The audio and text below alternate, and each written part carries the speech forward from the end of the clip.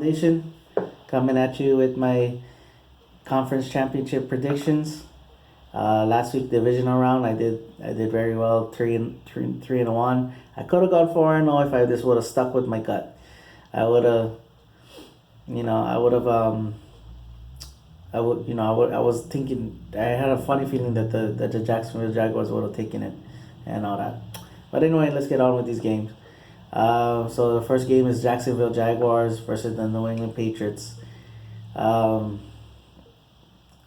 See, the thing is, I think the Jacksonville Jaguars really gonna have to jump on the Patriots again, get an early takeaway. You know, get that go, and then Blake Bortles.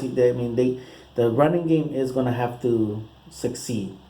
I mean, I know Bill Belichick will do everything in his power to make sure that's the one guy that doesn't beat him, and everything. And people gonna say, oh, well, that's why Blake Bortles is gonna have to make some plays. True, but the offense, the running game is gonna need to make their plays because the Fournette, Yeldon, and all that, they're gonna have to really make plays for the team to keep them in manageable situations and all that.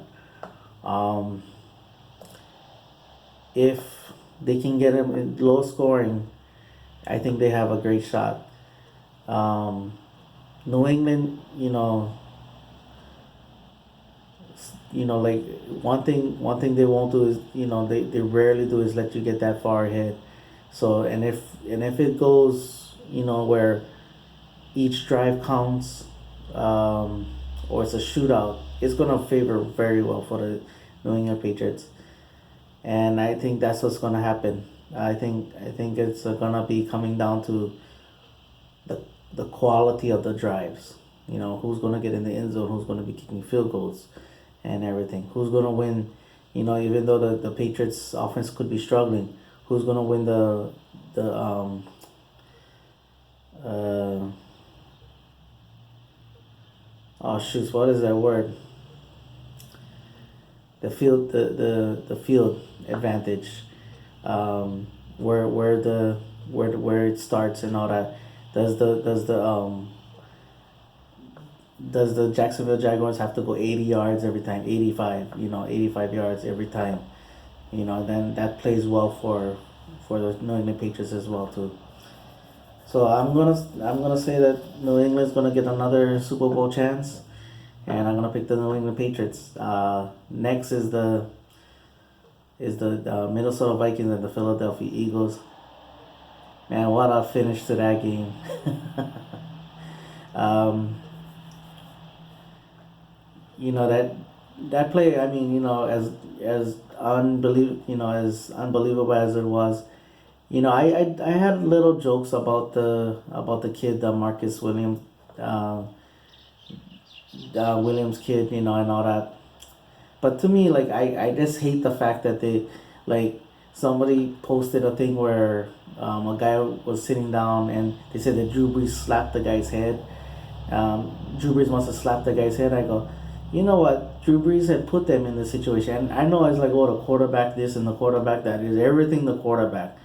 But the Drew Brees committed the one sin that you can't, and that's throwing interceptions in a playoff game, especially on the road. You go into halftime 17-0. I mean, that's putting everybody at a risk. So if he wouldn't have done that, and maybe things would have been different, he wouldn't have been put in that situation. And another thing too is that I think the kid was told, as a rookie, told, hey, do not let them get out of bounds. Do something to make sure that he doesn't get a chance to get out of bounds. So, and this is where the rules kind of played a part too.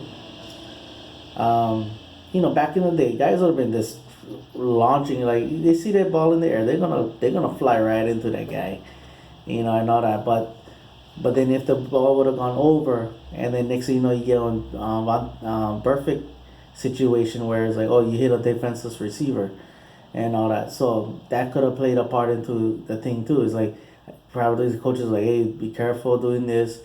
Make sure you hit them in rounds and all that kind of stuff. So I think that's the thing. And like I said, he should have never been put in that situation if the team wasn't down 17-0 at halftime.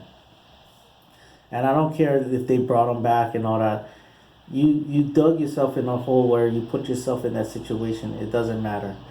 Um, but anyway, going back to the game, if the weather is anything similar, one thing I'm gonna say is that the Vikings are not gonna be like hanging back, taking 5 yards off the field. They're gonna say, hey, the wind is the wind is this way. Let's take our chances in this, and they're gonna do that anyway. They're gonna press these guys and say, hey, you know what, let's go.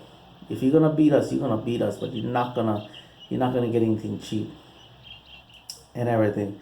And if LeGarrette Blount and Jay Ajayi um, get some success, then they'll be forced to change some things up and all that. So that'll be the big thing. Now the Vikings running game, they need to get a good game going. And one thing, the Philadelphia Eagles, they played very inspired defense. They played very tough and everything. The other thing too is that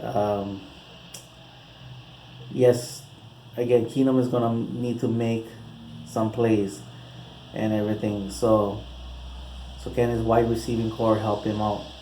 Can the offensive line protect him long enough? That'll be the question. Nick Foles, can he? Is that a confidence builder of what they did? The way they game planned made the game plan for him and all that.